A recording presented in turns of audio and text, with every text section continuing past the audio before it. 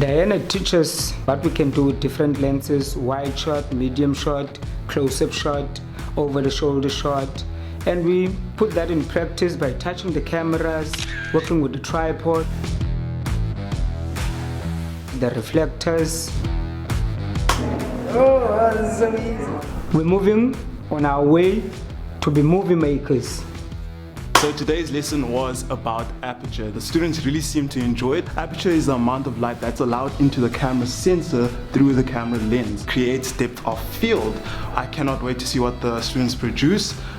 The intriguing part for me about how frame per second, what I learned from him is that just to be patient with yourself, apply your passion.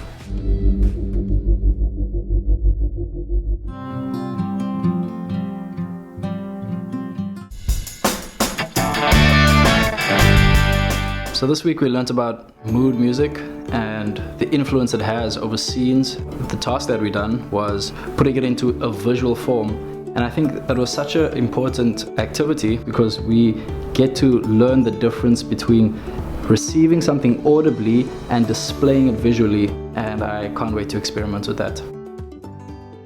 I met Black, who was an intern in our school, who taught me how to take photos using my hand.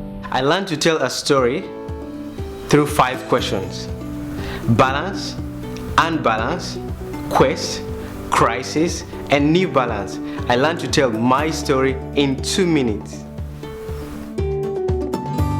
So in this section on ethics, how does it formulate the ideas that are in your head?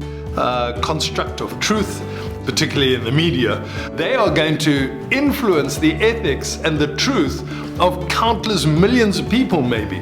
And if they get it wrong, we could end up with a world that is operating on something that is an inaccurate truth, or basically a lie.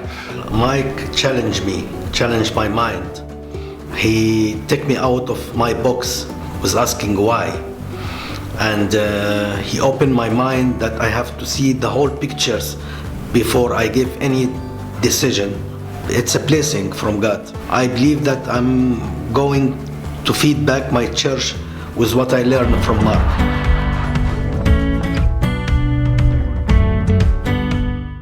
I come from a small community where basically braai is a part of our tradition.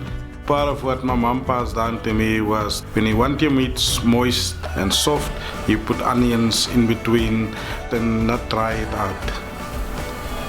Big part of being Umxhosa, our heritage, is being part of a community. There's nothing that brings us together quite like food, especially meat.